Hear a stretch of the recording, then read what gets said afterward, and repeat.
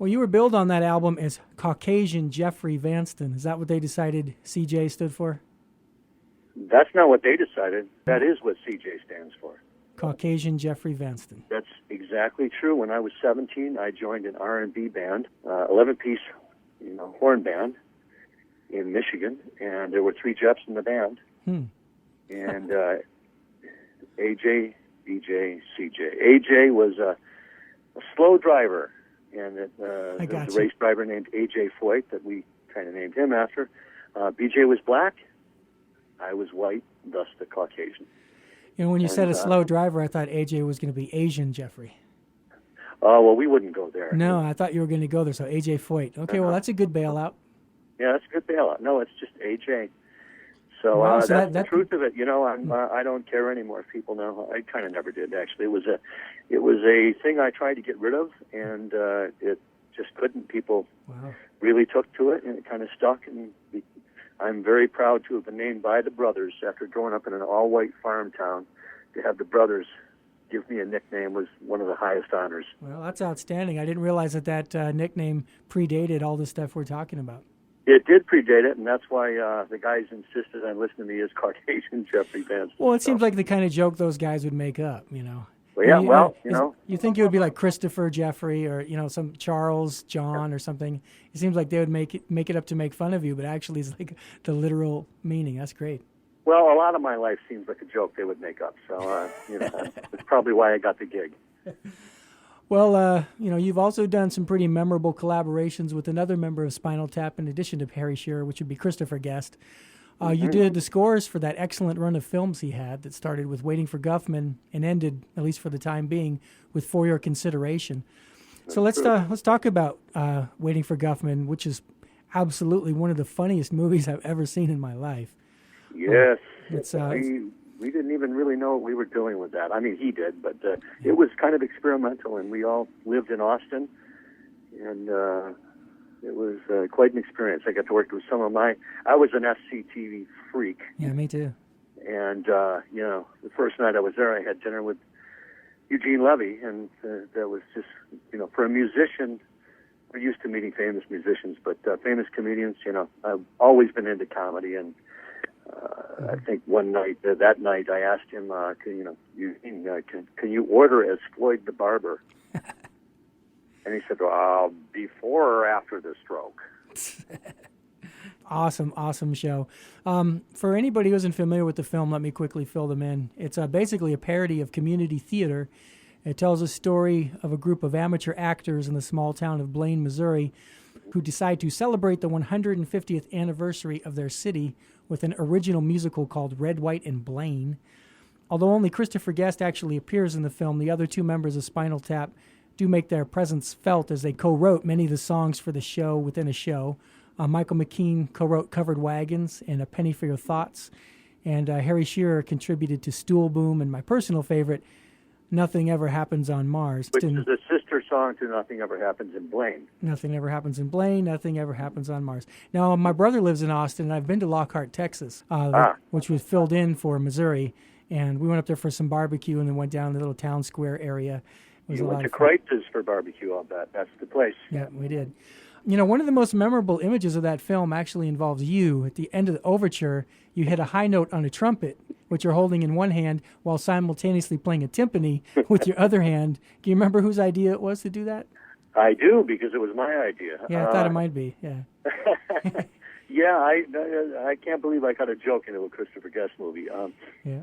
I'll tell you, backtrack a little bit. What happened on that movie is way before we went down to shoot. By the way, all the music I had finished before I even showed up to the set. Okay. And, everybody's pantomiming my parts.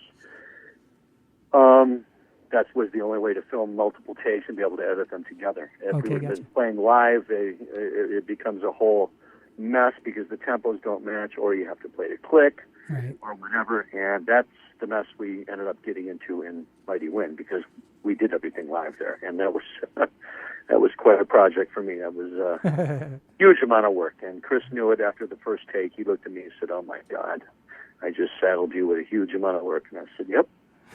Anyway, so Chris said, "Hey, I'm seeing a little pit band with just a drummer, bass, guitar, and then clarinet and violin. That's the band. So I brought that palette up in, I think I was using Vision back then, in Studio Vision, and started composing.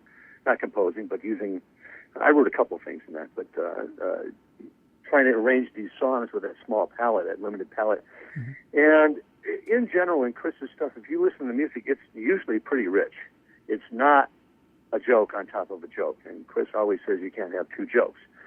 If the music's flimsy and stupid, and then you have kind of non-talented people singing, which is who Dr. Pearl's supposed to be or whatever, right, it doesn't hit you emotionally. And I've always tried to hit emotionally with this stuff. Mm-hmm. So I was frustrated, and I went to Chris and I said, I'm frustrated on this. I'm not feeling like I can get the emotion going with this band. And I'm wondering, maybe there's like some whiz kid in Blaine who plays all instruments, and he's like kind of a one-man band over in the corner that plays a bunch of things at once. And he just pointed at me and said, "You're in the movie." And that was not at all what I was trying to do, but it gave me, first of all, the license to expand the sound. Make something exactly expand. In that overture, you hear a lot of different parts. Sounds great. I mean, I'm ready to see that show when I hear that overture. I mean, it sounds good. You know, that came from I saw Sound of Music when I was a little kid. I must have been 5 years old or something. And the overture, I don't even know if that overture plays anymore. I think it was in one of the debuts in the movie. Mm-hmm. And that overture always stuck with me, and my dad got the record, and I used to listen to that overture over and over, and that was my inspiration for that overture. Wow. So anyway, I wrote in at the end of it, it holds the high note where everybody drops out with the trumpet holding the high note, and the timpani, dun-dun-dun-dun-dun-dun-dun. And when it came to that time to perform it on camera, Chris says, "What are you going to do about that?" And I said, "Well, I'll just do it, with one hand." Yeah. And it became... Well, it's funny, but it's also apropos because, a town like that isn't going to have an abundance of competent musicians. And they're going to be people doing double duty, Yeah. And it totally fits. And it's just funny. It's also good that the music is pretty nice and the audience is kind of smiling and the musicians they don't look like, comedians or anything. They're serious musicians. But it does end on a joke, which sets up the funny play. In fact, the execution of Red, White, and Blaine seems like it would be a challenge in the sense that the acting is supposed to be hammy and the choreography is supposed to be cheesy. And like you mentioned, some of the characters aren't supposed to be able to sing very well, but it can't be too bad because then it's unwatchable, and it can't be too good because then it's not really nearly as funny. So, how did you guys? Yeah, how did you manage to strike that balance between good and bad? Was it like an instinctive thing, or? You just nailed it. I was going to say innate, and it's that's why Chris and I have done so much work together. I kind of feel the same sort of,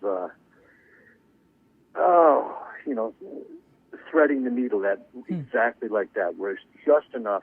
I mean, if you watch Penny for Your Thoughts on that in that movie, at the end, people get really choked up at the end of that, and you're laughing at the same time as getting goosebumps and kind of a tear in your eye. Yeah, it's sweet. It's a complex, it's sweet, it's complex, and it makes you feel for these characters, and I think these characters, in general, mirror what we all have inside of us. There's some level of incompetence and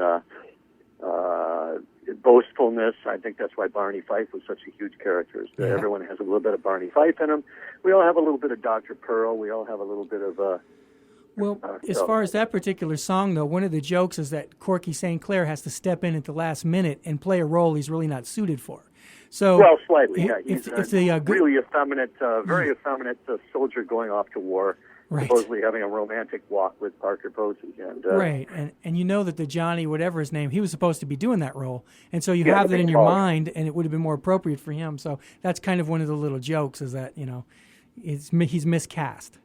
Well, there's another joke in that song that very few people get, and that's that the main melody and the intro and the outro is a penny whistle. So, penny for your thoughts.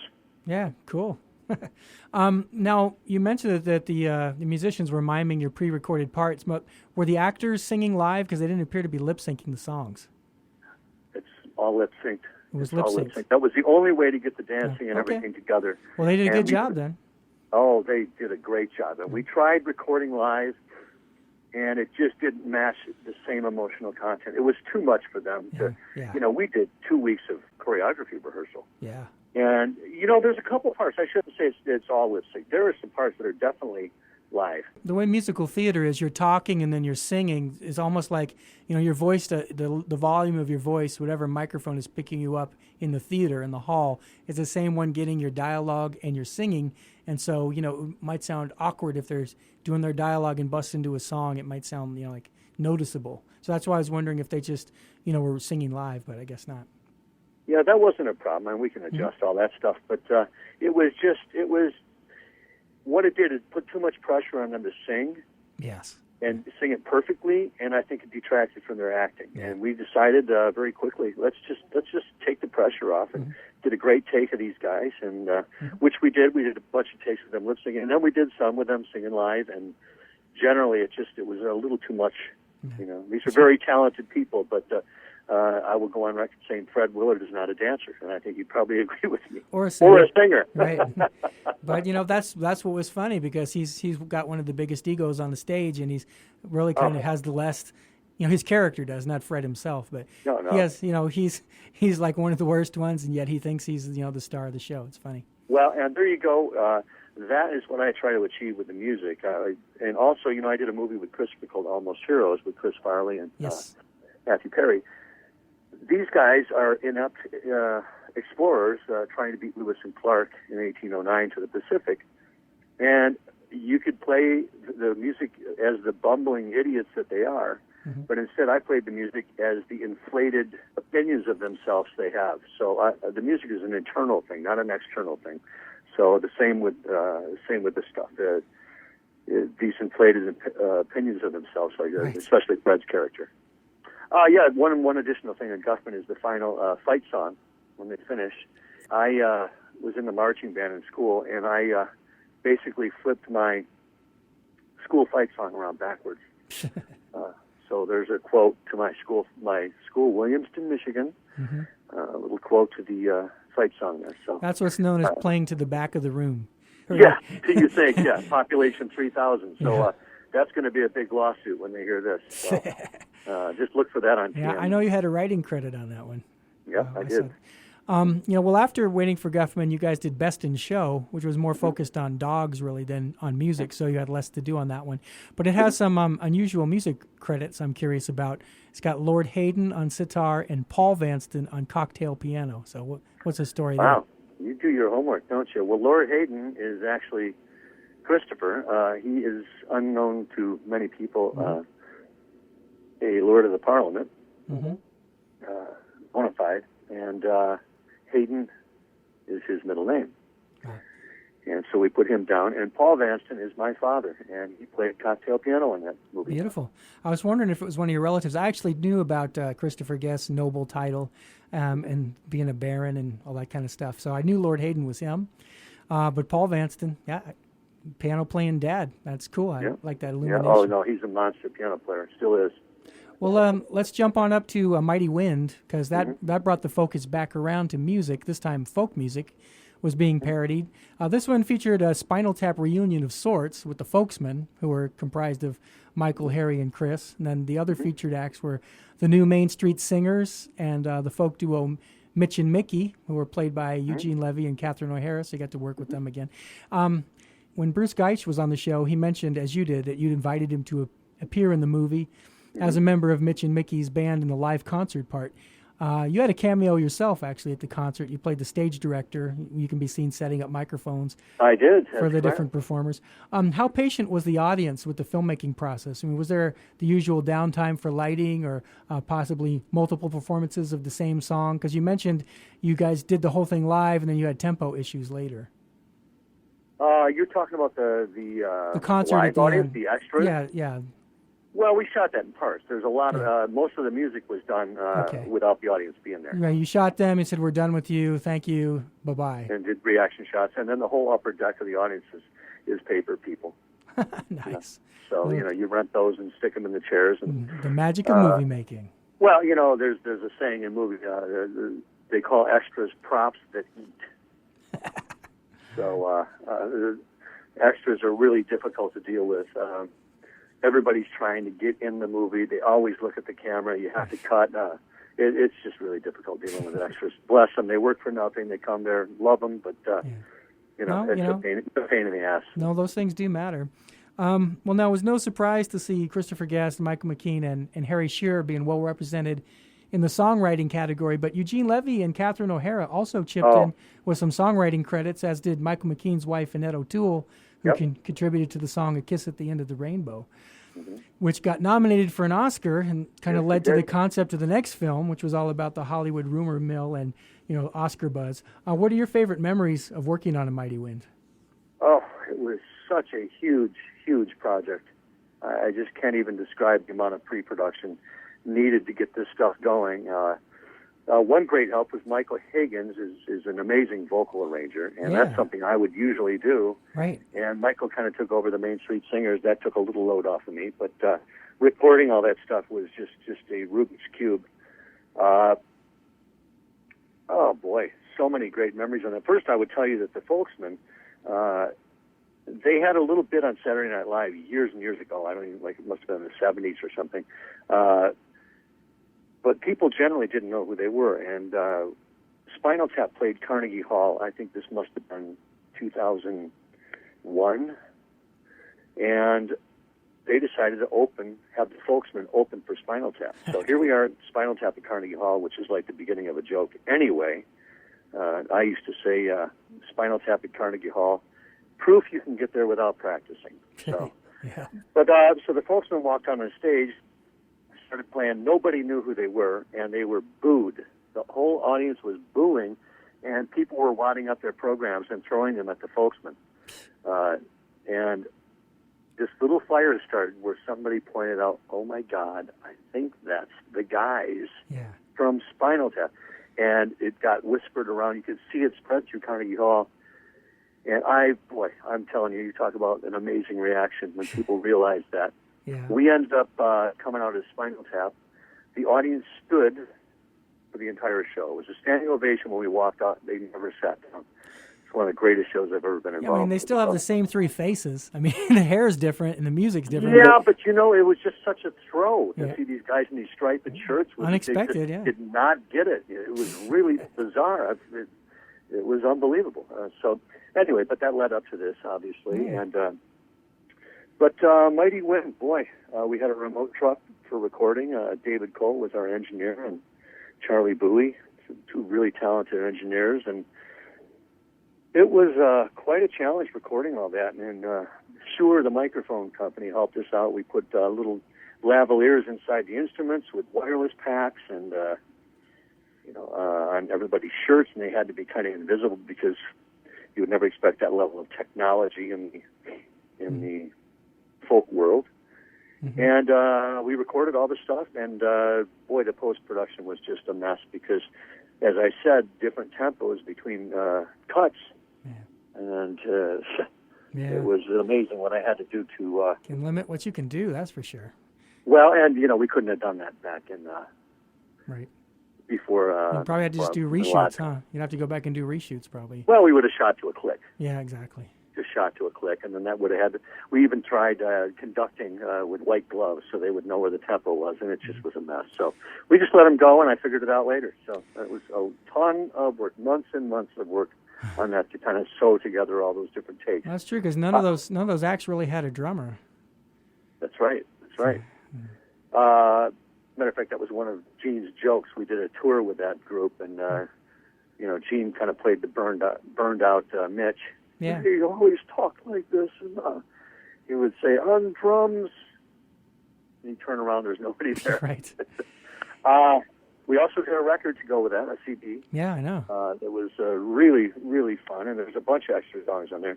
And Eugene blew me away with his writing. Just amazing. Bruce Geitch had mentioned that Catherine O'Hara learned to play auto harp just for that concert. I mean, oh yeah, we did auto harp lessons, and wow. That's what I'm saying about pre-production. There was so much that went into that. And as you mentioned, one of the unusual things about that film was after it wrapped and premiered and everything, you guys did do a tour. The whole cast went on tour, the Mighty Wind tour.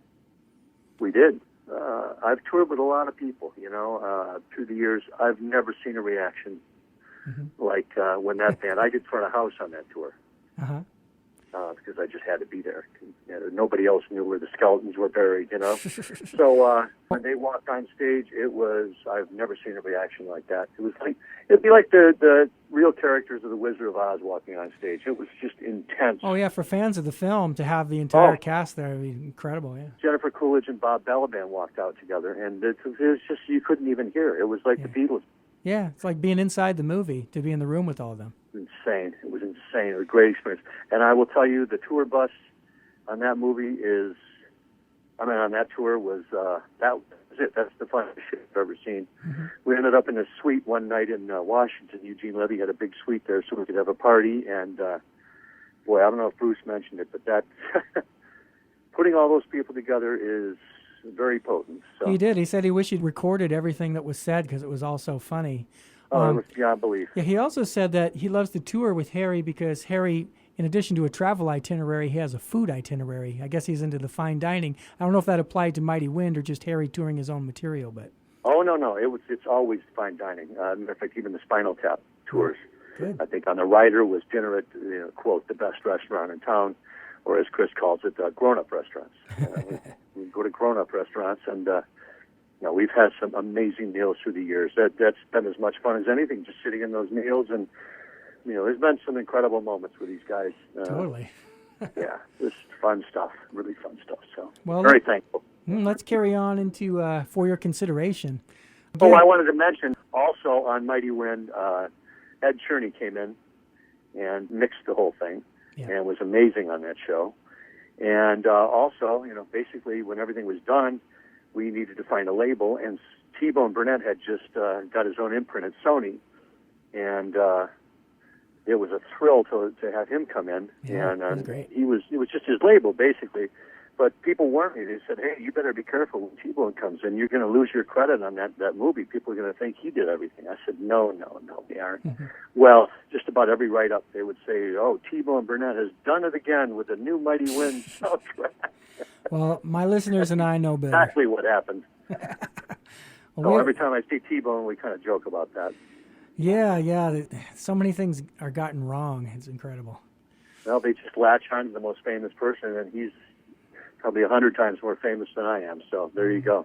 Yeah, he's not 100 times more talented, though. Okay. Well, now let's talk about For Your Consideration. Again, there's a film within a film. This one being about a Jewish family reuniting for a Jewish holiday called Purim. Yep. Again, the movie wasn't supposed to be very good, so you had to come up with some pretty schmaltzy string arrangements and some kind of, cliched Jewish music. Oh, yeah. Which I enjoyed listening to because I knew it was you doing it. Oh, yeah, all of Betty Davis movies, and that's by the way, that's Jerry Goodman playing violin on that from Mahavishnu Orchestra. Yeah. Who we had a band for 10 years, and we had tried a couple guys playing on that, and they couldn't come close to the schmaltz level that Jerry put on that. Boy, oh boy, he's a natural. Yeah, I'm sure it was fun for him, and it was like, Oh, yeah, he loved it. Basically, he was actually out of town, and that's why we had to try some other guys. Yeah. And Chris just said, no, I want to wait. Yeah, well, it was a good choice. Your cameo in that one is a little different. You play a talk show band leader who's identified on screen as Cj Simon. So what was the significance of Simon? They asked me before I went on stage what my stage name would be. I worked with a keyboard player named Fred Simon in the band, the Jerry Goodman band, coincidentally, and that just popped out of my head. Mm-hmm. And, that band, I had Joe Satriani in it, and it was wailing. Sheila Gonzalez from Zappa's band, and Kurt Biscara, and Ann King on trumpet. That was quite a band there, although the track, I did the track myself. So okay. Joe did play on the track, but the rest of the track is me. Yeah, and you did a little turntable action on there, too. That's another one of my jokes there. I put in I thought, how can I make this guy smarmy as hell? Like, that's a big stretch.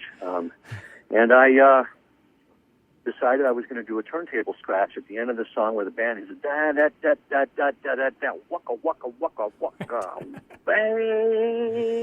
So I had to do this turntable thing, and we were going to head down to the set to tape this, and I wanted to make sure I had all my playback stuff ready. And my assistant Tom Helm and I were going through my studio, making sure we got this, and we got the headphones, you got, the speakers, and all of a sudden I went, holy crap, we need a turntable.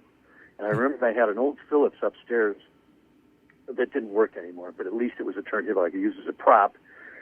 So we loaded that up, and Tom said, "You're going to have a record on the platter, man."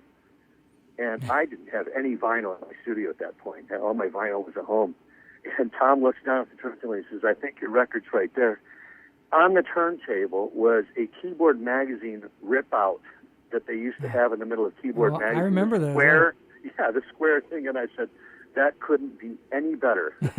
So that's a little detail of that movie, that there's a square Keyboard Magazine rip-out on that record scratch. So. Yeah, that's nice how that worked out. There's a scene near the end where Parker Posey is doing a one-woman show. She's accompanied by a piano player who's sitting with his back to the camera, yep. who I have a sneaking suspicion just might be the same capable actor who played Cj Simon earlier in the film. That is me. That's me doing that, and I think I played that live. Yeah, we mic'd the piano. We did that one live. Yeah, we had done a pre-record on that one, and it was really great. And then we did the live version, and she didn't sing any of the melody at all. And it just became kind of great, and we just went with that. I got the sense you were following her lead, because the acting and the piano playing are both pretty crazy, because the show she's doing is pretty crazy, and Parker Posey does crazy very well. It did sound kind of improvised. Well, it wasn't. It was pretty much the form. She just didn't sing the melody. And and another piece of trivia there. My grandpa had passed away a couple months before the shoot, and I was wearing his vest and his hat in that. So that's nice tribute. Yep.